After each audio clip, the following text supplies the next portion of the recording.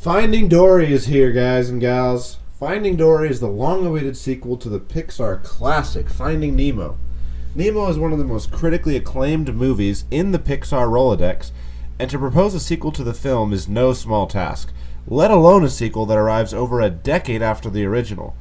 We have seen this recipe turn to disaster before, and even recently with films like Dumber and Dumberer 2 and Sin City, A Dame to Kill For. However, Finding Dory has advantages over these disappointments in that it comes from the brain trust of Pixar, an almost timeless machine that continues to churn out high-quality animation for both young and old audiences. Finding Dory 2 clearly had more to explore in a second film, with an entire ocean of ideas and characters waiting to be heard. Finding Dory centers around Dory much more closely this time, exploring her past, or what she can make of her past, as she enlists Marlin and Nemo to help her on a journey to find her parents. We open up on Dory as a baby and intermittently return to her in flashbacks, as well as we are introduced to her father and mother. This was used in a great way to get to know her family and set stakes for their reunion in the movie and why this journey was so important. This journey takes them across the ocean to a facility that helps injured animals in hopes to eventually release them back to the ocean. It's here that the majority of our adventure takes place, as Dory traces back her steps to find her home. En route to the facility, we get to see Crush and the other sea turtles one more time, a welcome sight and the perfect amount of time to see our old friends from the first movie, without displacing the pace of Finding Dory in its own right. Upon reaching California, we also get to meet a whole new cast of characters. From the ever-entertaining Idris Elba playing a hilariously territorial sea lion Fluke, to Ed O'Neill's grumpy but good-hearted, or three-hearted, septipod Hank.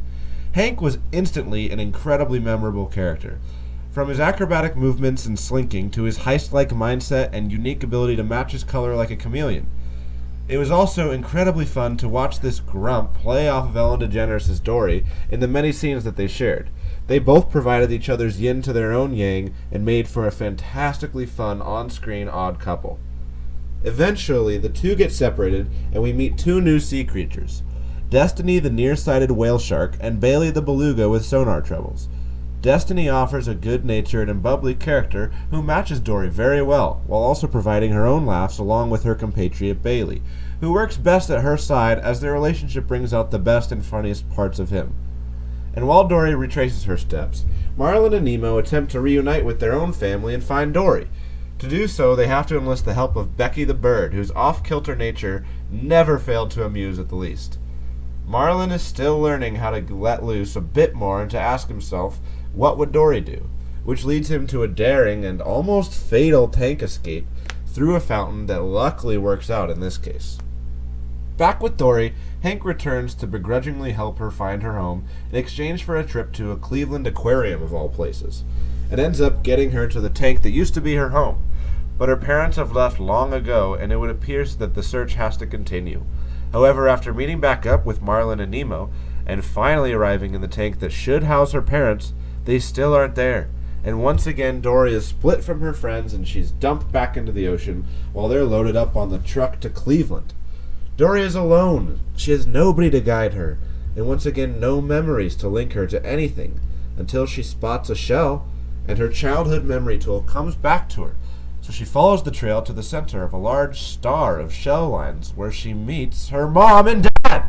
And what a joyous reunion it is. Dory gets that glorious moment of joy of finally embracing her parents for the first time since childhood. But her work isn't done. Not until she teams up with Destiny and Bailey to save her family from Cleveland, the worst fate of all. And not only does she save them, but she convinces Hank to come along with them as well, with one of the most simple but also poignant points that also seems to surface in Pixar movies. She says that plans are overrated, and that some of life's best moments come out of chance and accidentally, and that plans can't override everything in order to truly live. So the gang returns to their reef, and the family just got a little bit bigger.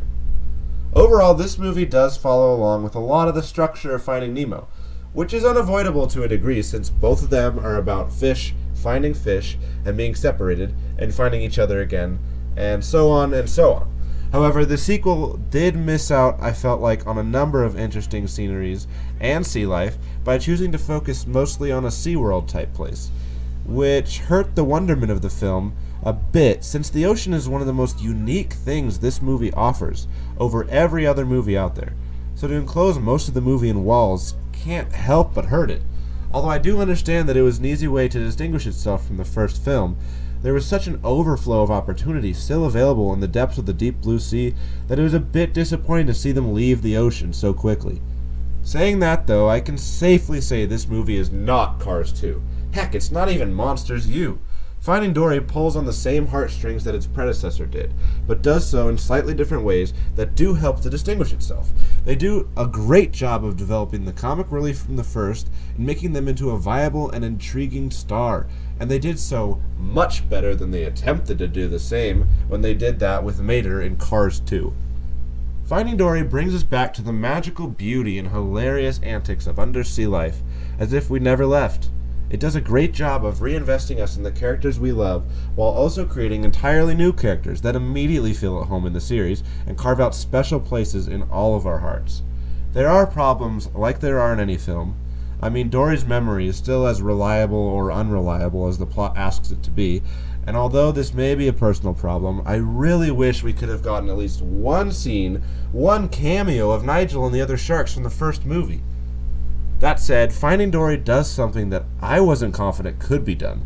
Made a worthy and enjoyable sequel to one of the best Pixar movies of all time. All of this time later. Finding Dory is a worthy successor to Finding Nemo. It manages to find new waters to explore and new themes to play with while exploring sides of original characters we hadn't even seen in an effort to provide depth which only further enriches the original film. Finding Dory could have easily besmirched the good name of its original and gone the way of some of the other recent Pixar sequels, but instead it did its best to provide more of this world we learned to love so long ago. I can't in good conscience say that it surpasses Finding Nemo, maybe in time, but certainly not this soon, but I can say that it at least makes up the middle to upper half of the Pixar Rolodex. I'm giving Finding Dory an 8.2 out of 10. As I've said, I really liked this movie, and I thought the characters were a great mix of funny and heartfelt at the same time. Some of the only gripes I had that kept it from being even higher were that it did leave something to be desired in the scenery that we were exposed to, and some of the emotional moments also felt just one step short of truly incredible moments. In the big moments where I felt like my eyes should be streaming tears, it felt like they pulled their punches a bit and I was left with only watery eyes. But then again, Pixar has spoiled us with moments just like this, like the beginning of Up and the through line of Finding Nemo. As is the case with any new Pixar movie, the only real competition that can knock down Finding Dory is the other great Pixar movies that prove they can get to the top of the mountain and leave us sitting in a puddle of our own tears. Before I finish off, I would like to say that the short preceding the film, Piper, was entirely enjoyable and marvelous to see on screen. Once again, I can be so moved by such simple movements and no talking animals in such a short time. I loved the short, especially because it felt like the perfect precursor to the movie, as it took place on the edge of the ocean, so we could first dip our toes into the animated world we could come to experience for the next few hours. So there you go. Finding Dory was absolutely a pleasure to watch, and thank goodness it didn't disappoint or ruin what happened in Finding Nemo. That really was some of my only expectations for this movie and my only hopes. Anything more than that was absolutely wonderful, and some of the new characters were absolutely awesome to watch on screen. Anyways, thanks so much for watching. Please leave a comment down there. What's you guys' favorite Pixar movie? Did you like Finding Dory more than Finding Nemo? I've heard that around a little bit. I don't know, though. I don't know if I can get there. Certainly not yet. Maybe on repeat viewings. But anyways, please leave a subscription if you want to hear more of my reviews, more power rankings for Game of Thrones coming up this weekend with the Battle of the Bastards. That'll be a real exciting episode. And please leave a like or a down, depending on how you thought of the video. Anyways, thanks so much, and Movie Mammoth signing off.